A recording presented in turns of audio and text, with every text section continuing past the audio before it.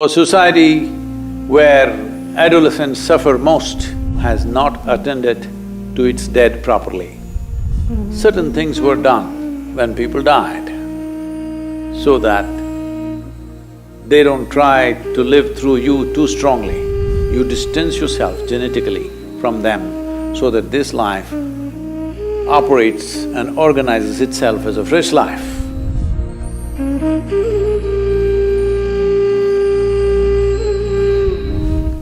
Well, it is Mahalaya Amavasya in the next few days. This is a time of the year where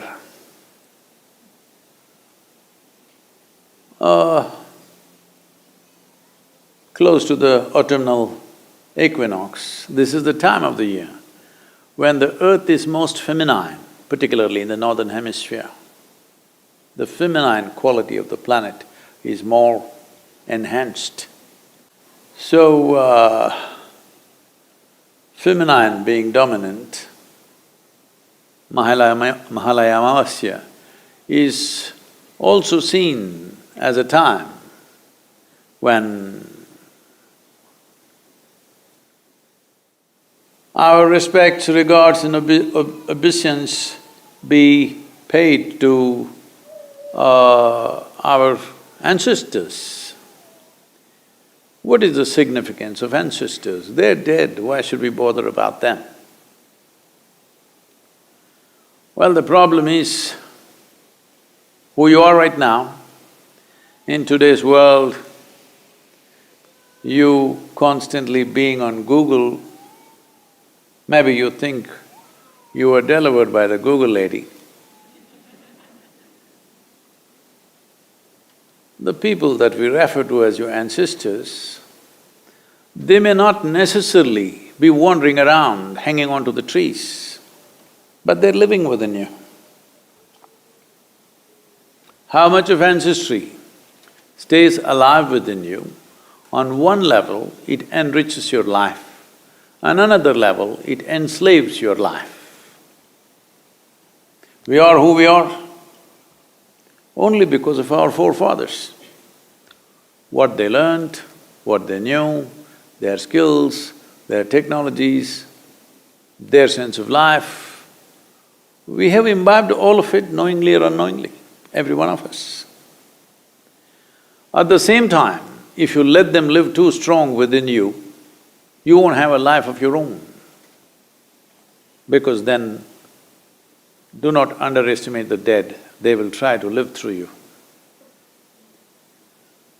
This is why so much care was taken, not in any one culture, across cultures everywhere in the world. Certain things were done when people died so that they don't try to live through you too strongly. Because if they live through you too strongly, your life is wasted. That is, you will not be a fresh life. You will be sort of a carbon copy of an old life. The very way you sit and stand You may not understand this in the beginning of your life. When you were 18, 20, you thought you're definitely not going to be like your father or your mother, that's the last thing you want to be. You know, I'm talking about the free spirits. But by the time you're 45, you sit like them, you stand like them, you talk like them, you know. Unknowingly, even your body moves like them. So every culture always took care to distance themselves from the dead in so many different ways. In India, we developed elaborate methodologies, chose times when we can do maximum in this direction, so that year on year, we create more and more distance.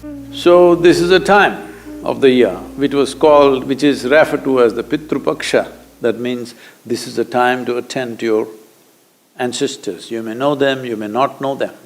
Up to 12 generations of people are usually attended to so that they don't try to live through you. You distance yourself genetically from them so that this life operates and organizes itself as a fresh life, as a new possibility, that it doesn't become a repetition of the past. So this, we are right now at this time on the Mahalaya Amavasya in the yoga center, I think anywhere between 20 to 25,000 people will do the necessary processes to distance themselves from their ancestors. They may be dead long time ago.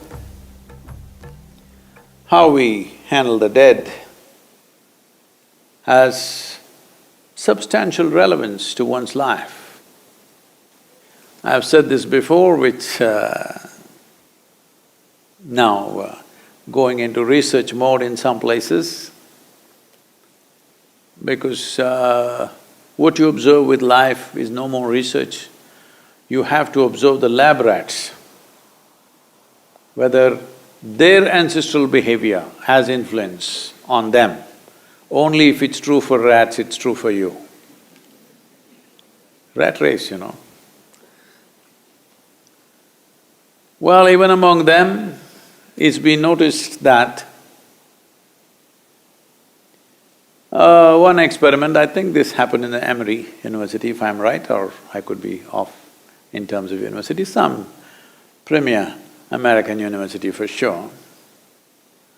They made this small experiment where a bunch of rats were given nice a cherry blossom smelling cheese. They lapped it up one day. Next day when they came to eat, when they bit into the cheese, they got an electric shock. You know, humans. And again, a few days, they did this, that whenever they bit into this cherry blossom smelling cheese, they got a shock. 7 generations of rats would not go anywhere near cherry blossom smell. They learned their lesson, I'm saying. And these generations did not live together in case they're running a school. They were separated. So wherever they were, for 7 generations, their learning remained. It's only in the 8th generation, it started dissipating. So it is true with rats, it must be true with you. I mean, I'm going by the data. But we know always it's true with you. Both positives and negatives are true with you. Both positives and negatives, if it become very strong influence upon your life, they turn into a negative process. It may be positive, but if it becomes a very strong influence, then it becomes negative because whatever your 7 I'm only going 7, okay? Mahalaya Amavasya we're going to 12, but in case, because you're all covered, I can't make out whether you're Homo sapiens or rodents. Really, we all looking funny these days?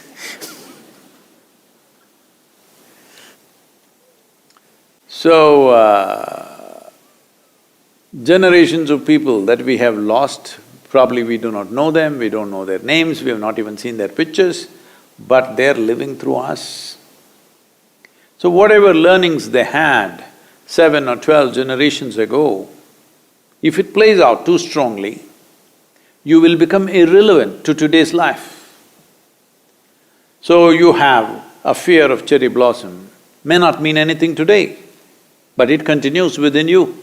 So this complex web of information, which we are today calling as genetic information, karmic information, pranic information, various kinds of things which have built up as a network of information which is functioning in our lives in so many different ways. Some of it has been accessed and researched by scientific modern research. Many, they know it is heading in that direction, but you need funding to come out with results, so it is being postponed. But we know this has influence. especially societies which don't handle their dead properly. In those societies, the most vulnerable population will be adolescents. From 0 to 8 years of age, children generally have a kind of a protection and an immunity from the ancestors.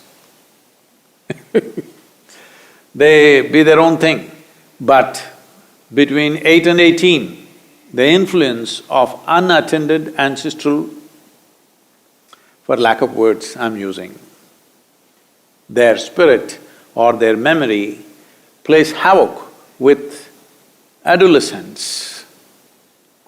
So a society where adolescents suffer most, it's the best part of your life in many ways, but they suffer most, that society, you must know, has not attended to its dead properly. So this is a time of the year where even if we have not done something in the past, everybody makes an attempt to deal with the ancestral dead so that their influence is limited in our lives. We appreciate who they were, we appreciate their contributions, we have this kind of body, this kind of brain, this kind of learning, this kind of whatever. In all that they have a role, we appreciate that. At the same time, we want them to stand a little away from us so that we can live our own lives. This is important. Otherwise, their influence will be very, very strong. Adolescents and